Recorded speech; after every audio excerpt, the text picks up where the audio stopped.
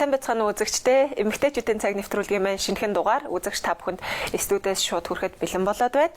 За бид өнөөдрийнхөө зочны хомиртой 1994 оны Улаанбаатарын мисс тэмцээний тэргүүн байрын эзэн үзэгчид маань бол Area Toy-ийн захирал гэдгээр нь маш сайн мэднэ. Эрдэнэ Туяаг урьж оролцуулаад байна. Танд өдрийн мэнд хүргэе. За баярлалаа. Чамд болсон телевиз үзэж байгаа үзэгчдээ өдрийн мэнд хүргэе. Тэгэхээр яг надад ингээд тантай уулзаад ингээд сууж байхад ерөөсөө яг тэр үеийн тэмцээн л бодогдчихл байлаа л да. Одоогийн үед зохион байгуулагч байгаа тэмцээн 90 оны ихэнх үе хүртэл 90 оны ер нь төгсгөл үе хүртэл нэлээд үн цэнтэй байсан шүү. Огт өөрөөс нь 2000 он ихсүүлээд ер нь тэмцээн жоохон тийм ээ учраа алдсан гэж уучлаарай миний хувьд тэгж дүгнэхийн зарим үзэгчид маань хүртэл тэгж дүгндэг баг. Тэгэхээр та 94 онд яг тэр тэмцээнд орох тэр алтан үе тэр сайхан дурсамжаасаа манай үзэгчтэй эхлээд хуваалцаач.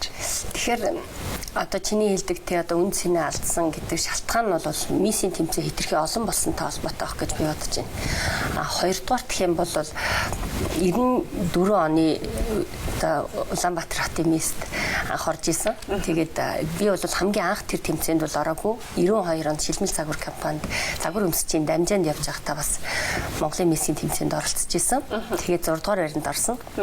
Тэр үед бол яг 92 оны мисст бол Чулуун Эрдэнэ гэж бүсгүй төрүүлж исэн. Маш олон хүүхдүүд өрсөлдөж ирсэн. Тэгээд Шилмэл загвар компани загвар өмсчийн дамжаанд сурч байхад дамжаанаас нэг 10 охин явуулсан. Шалгалтанд очиж оролцгээд тэгээд тэр үед бол юу ч мэдэхгүй туршлага муутай байсан. Тэгээд үнэхээр 140-50 хүүхд тэр миссийн тэмцээнд өрсөлдөж ирсэн. Тэгээд би 6 дугаар байранд орсон. Тэгтээ бол би тэрийг хамгийн анх тэгээд дээрэс нь 17 настай байсан. Тэр үед хамгийн анх тайзан дээр учраа мэдэхгүй.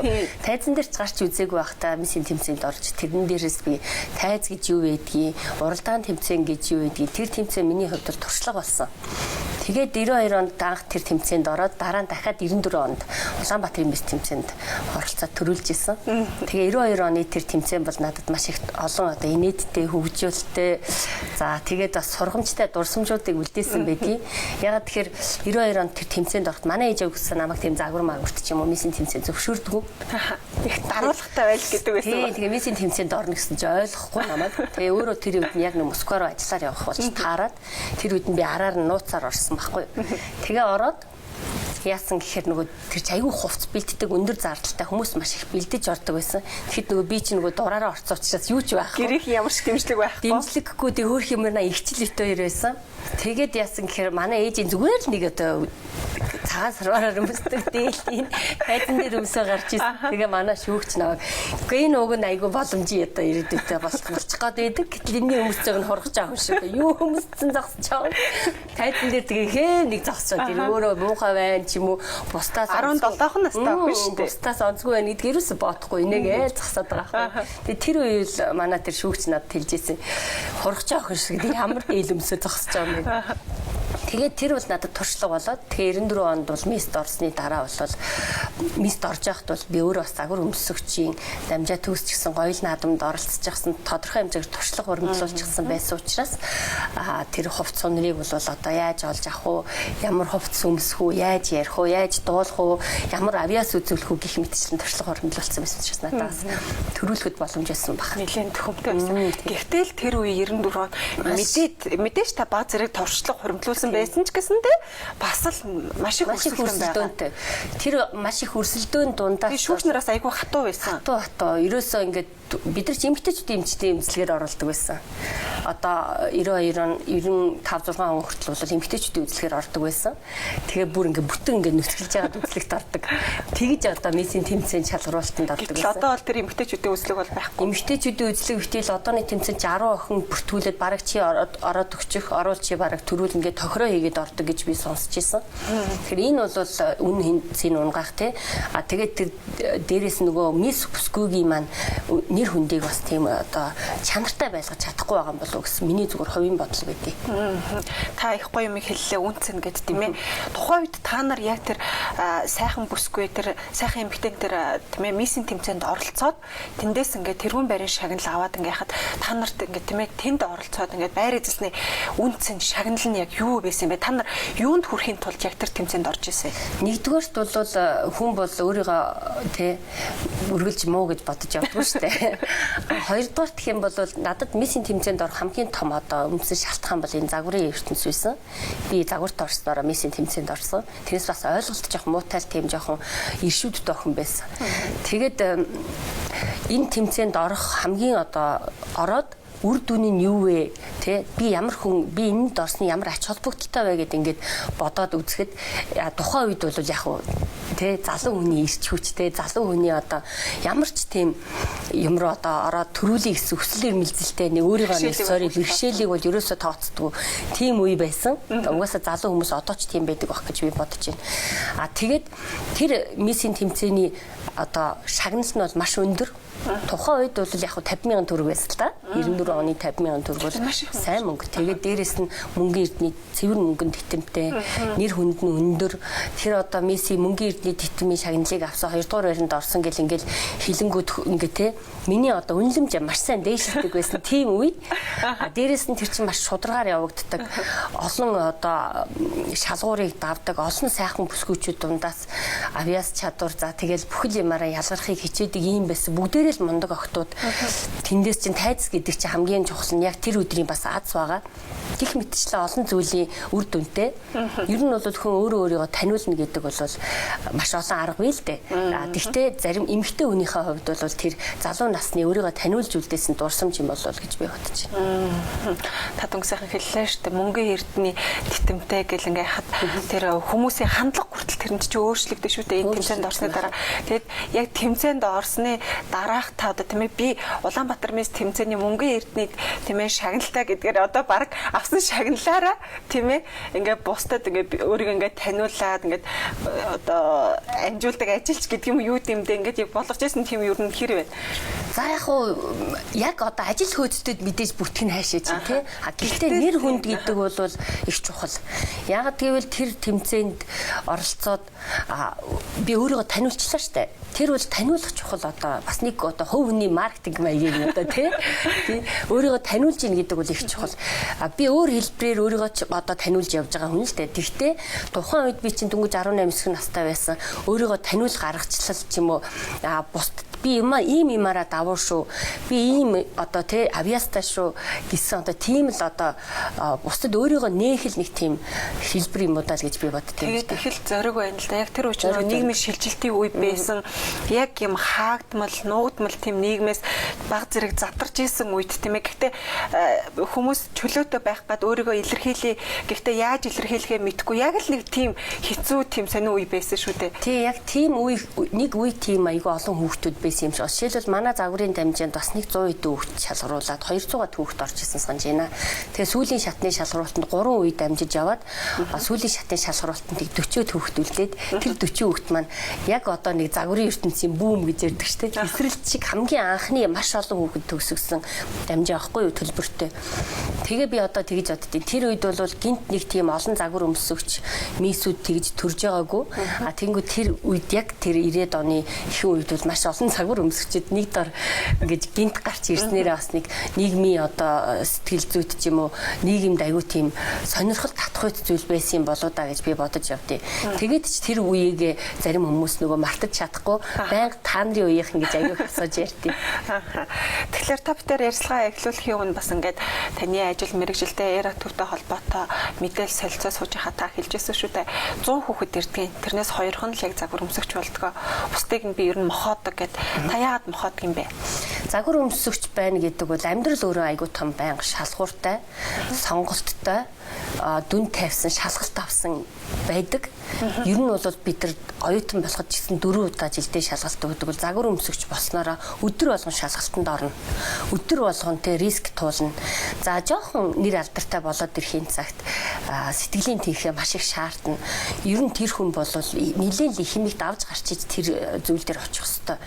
Хэрвээ тэр сэтгэлийн тэнхээнд дийлэх хийхгүй бол эртхэн байсан дээр. Тийм учраас эхнээс нь бэлддэг. Чи үнэхээр чадвал зарим хүүхдүүд бол яг зундаасаа мохдог. Зарим нь бол заавал явна. Ер нь л би болно. Энийний үр дүнийг үзнэ гэсэн хүүхдүүд бол байдаг. Ерөнхийдөө бол би миний үзэл бод шүү дээ. Энэ бол миний хувь хүний үзэл бодол. Загвар өмснө гэдэг бол залуу насны ажил. Мэдээж гоо сайхан бол мөнгөх байх ёстой. Үргэлж өөрийнхөө гоо сайхныг хадгалах нь бол хувь хүний асуудал. Загвар өмснө гэдэг бол тухайн нийгэмтэй одоо энэ жил ямар хувцсны өнгөд авамбайлж байгаа, ямар хувцас бид нар өмсөх, ямар мод загвар ирж явж байгаа, ямар өнгө чиглэлийг зүгээр л нийгэмд бид нар одоо биеэрээ үзүүлээд ийм гарлаа, энийг та худалдаж авах уу гэсэн нэг ёсны одоо амьгүй утгатай өшүүдэ модель гэдэг үг маань өөрөө бол нийгэм хөгжихийн хэрээр бид нар энийг нөгөө үзүүлж байгаа хүний аягүй их анхаарч хардаг болсон. Тэгэхээр үзүүлж байгаа хүн өөрөө маш тийм нийгмийн сэтгэл зүйд үлгэр дуурайл үзүүлдэг. Ялангуяа шин залуу одоо доод үедээ үлгэр дураа үзүүлдэг.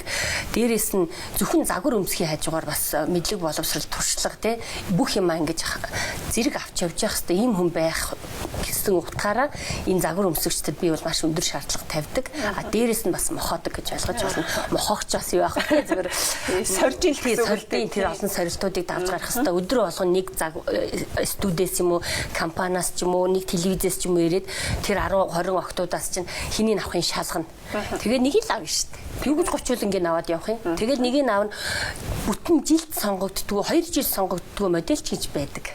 Энэ бол маш их төсвөр дэвчээр. Тэгээд сүүлдээ би ер нь багшаа ирээд үгүй юу? Би ер нь болох уу гэж аягүй их асуудаг. Тэр болгонд би хариу өгөхгүй шүү дээ. Өнөөдөр маш өвөрмөц сонин дүр төрхтэй загвар өмсөгчийг сонгодог компани бидний бүр за энэ одоо яана энэ ч ирээдүйд тун ховорхондоо гэсэн охтууд маань өнөөдөр аягүй мундаг явж байгаа. Хинээс далаад өгнө энэ бол өстой яг одоо загварын энэ тайзан дээрээс та энэ гисгтэй гарна гэсэн хүүхдүүд бол аягүй хурдан дарагддаг тийм тохиолдол бий. Энэ бол яг хувь хүн одоо компани юу сонгохыг бид нар мэдээ. Таашгүй. Та түрүү ярианд их гой зүйлээ хэллээ л дээ. Загвар өмсөгчид өдөр болгон сорилттой тулгарч идэг. Бас баг зэрэг олонний танил болоод ирэхлээрээ сэтгэлийн маш сайхан хаттай байх хэрэгтэй гэж байна. Таны хувьд би хүртэл тантай ярилцах юм бодож байсан. Таны хувьд бол нэг хэсэг за шар хэвлэл гэж нэлээх тэмээ дэлгэрж явах үед бол та хэвлэлээр маш их бөмбөгдүүлдэг олонний танил хүмүүс нэг байсан бүр одоо бол нэлээд намжчихжээ тийм ээ. Тэгээ тухайн үед бол бас яг та тэр зүйлийг өөрөө яг туулж явж байсан хүн. Тийм учраас би хүүхдүүдэд байнга хэлдэг. Харьцангуй сүүлийн үед бол бас манай сэтгүүлчид маань бас ёс зүйн арай гайгүй болчиж утга учиргүй хүнийг шууд гөрдөх нь ч бас багасчиж. Яг тэр шар хэвлэлийн эд нөгөө шар хэвлэл чинь борлогддог эд үедээ бид нар чинь одоо олонний танил болж эхэлж ийсэн хөрх амьтад. Тэгээд нөгөөдөөсөө чи одоо тэр хадаас гэж нэрлэдэг юм шиг байгаа. Тэр одоо нүүрнийхэн тэр материалын хадаас мэдээллийнх нь гол байнууд нь бол бид нар байсан. Тэгээ бүр хор үндэсгүй бичнэ. Ерөөсөө ямар ч одоо үндэслэлгүйгээр. Тэгээ би эхний 2 3 жилд бол тэрийг тоодгүй байсан. Сүүлдээ би төсвөр алдсан. Яг гэвэл хүү маань ч гэсэн бас том болсон. Гэр бүл маань ч гэсэн бас ингэж одоо намайг бүр энийг орхих гэж хүртэл хүсдэг байсан. Тэгээд сүүлдээ би бол өөрөө за ер нь энэ христрлээгээд шүүхтсэн. Тэгээ шүүхт өгөөд эзний одоо мэдээлэгчээ тодруулах хэрэгтэй гэдэг ингээд яг тодорхой хэмжээгээр бас тэмцсэн л дээ. Тэгээд яг энэ одоо шар хэвлэлийн байж явах үед бол бид нар бол өстой үнэхээр сэтгэлийн хаттай байх хэрэгтэй юм байна. Зүгээр байж байгаа хүнийг хүн юу ч гэхгүй шүү дээ. Зүгээр л гэртээ телевизэр үзэл юм уусэл сайхан өр хөвгтөө өсгөө сайхан ээжийг зүгээр байгаа ээжийг хэн ч мойлохгүй. Бид нар чинь ингээд сайн муу юмд орооцолтол нэг юм хийх гээл нөгөөдг нь мэдээж бүх хүн таалагдахгүй.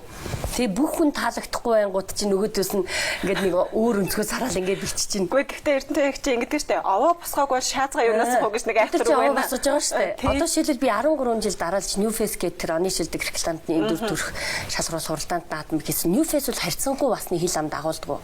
Newface жил болгон одоо энэ загварын уралдааны оролцогч нарын тоёрс буудаг. Энэ бол баталгаатай баримт. Гэтэл Newface-ийн оролцогч нарын тоо ерөөсө буудаггүй. Шалтгаан нь шудраг.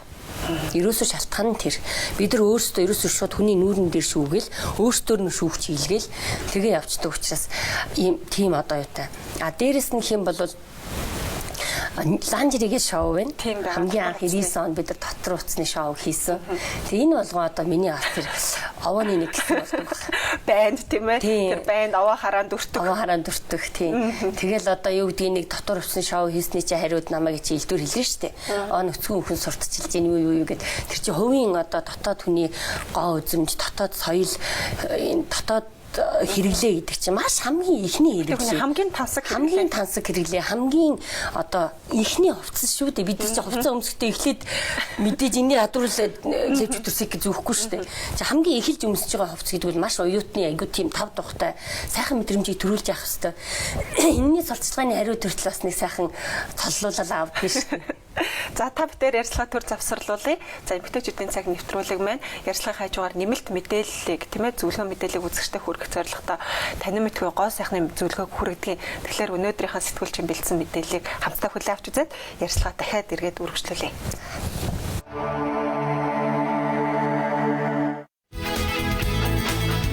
Тэгш өнцөгт нүүрний хэлбэртэй хүний хацрын яс нь өргөн, дух болон ирүүн дөрвөлжин хэлбэртэй байдаг. Богино ус урагш нь унжуулж өгснөөр нүд чинь ялгарч харагдах болно.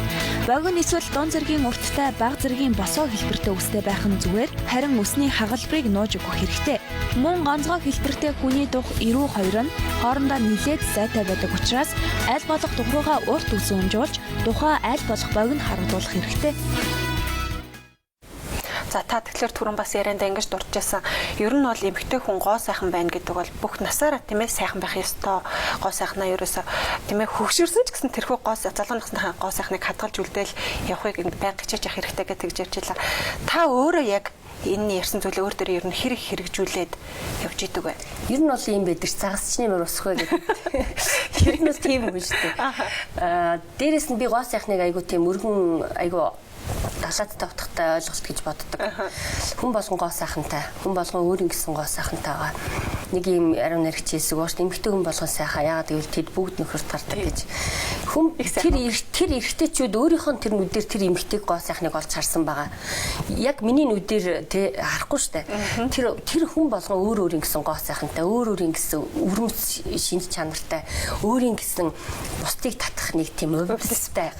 Тэр болгон ч бас гоо сайхан гэж би бодож явдаг. Тэрнээс нэг явдаг жоохон өндөр биетэй турхаа ч юм уу аль эсвэл нэг тийм нүрээ атайхан арчилсан нь бол гоо сайхан гэж би бодохгүй байна. Гоо сайхан гэдэг бол мэдээж арчилгаа мөн гагцхүү тэр хүний бусдаас ялгарах давуу талыг бол бид нар олж харж чадахгүй байгаагаа тий гоо сайхны ойлголтыг бид нар бас үгүйсгэж байж болохгүй юм шиг байгаа.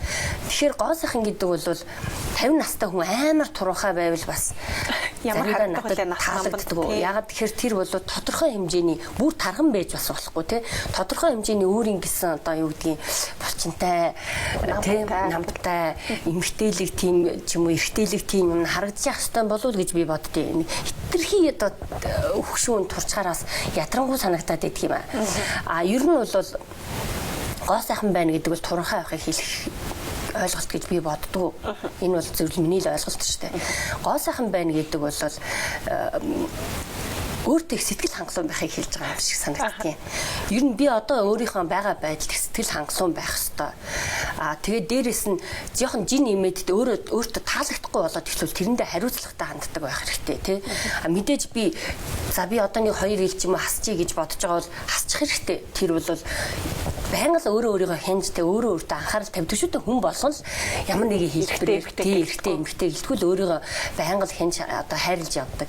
Тэгэхээр тэр гоо сайхан нь таних учраас та өөрөө гоо сайхнаа яаж одоо үнэлж дүгнж одоо хайрлж гамж те одоо хөгжүүлэх нь танаас шалтгаална. Миний хувьд бол би учирдахгүй гоо сайханд ороод массаж хийлгээл тэгэл одоо алтан утас нүрээрээ татуулаад тэгж амьдрдаггүй л дээ. Миний хувийн гоо сайхны ойлголт бол түрүүний миний ярьдаг л ойлголт.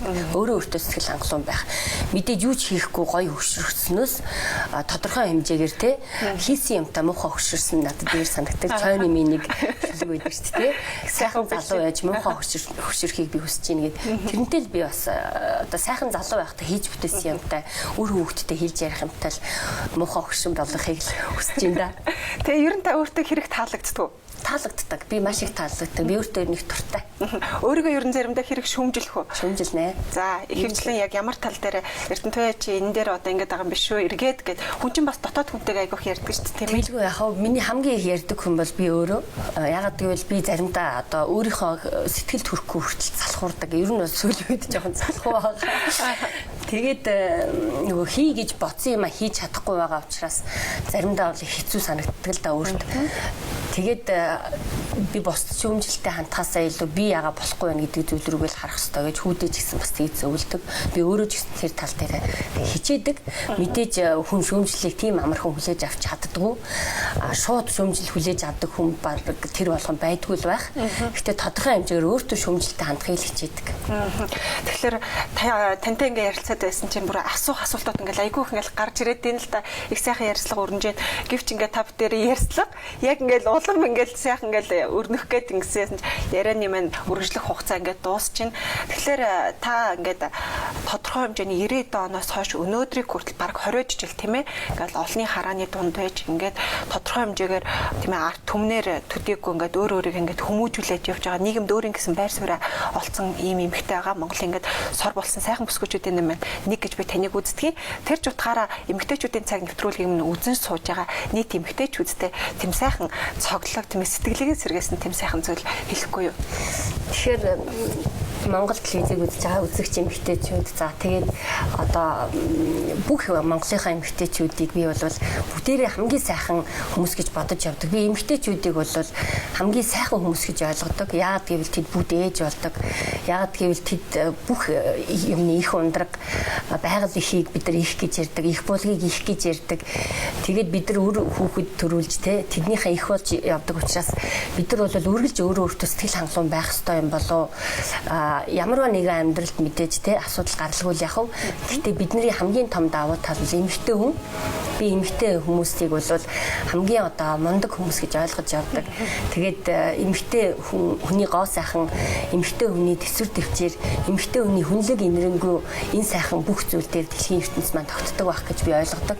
Тийм учраас бүх эмэгтэйчүүдтэй үргэлж өөртөө итгэлтэй, юунд ч готршгүйгээр зоригтой байгаарай л гэж хэлбэрээ. За маш сайхан үг хэллээ. Баярлалаа танд. Үзэгчтэй эмэгтэйчүүдийн цаг нэвтрүүлгийн маань өнөөдрийн дугаар ийхүү өндөрлөж байна. За өнөөдрийн манай зочны хоморт маань 1994 оны Улаанбаатарын мис тэмцээний тэргүүн байрын эзэн. За үзэгч та бүхний хязгааны сайн танил Эра Төвийн захирал Эрдэнэ Туяа өргөдөн оролцож за өөрийнхөө дотоод Эрдэнэ Туяа гэж хинбэ гэдэг талаасаа цохосхон ч гэсэн надтай бас нээлтслээ тийм ээ. Танд маш их баярлалаа. Ингээд үзэгчтэй маргааш өдрийн дугаартаа эргээд уулзъя. Баяртай үзэгчтэй.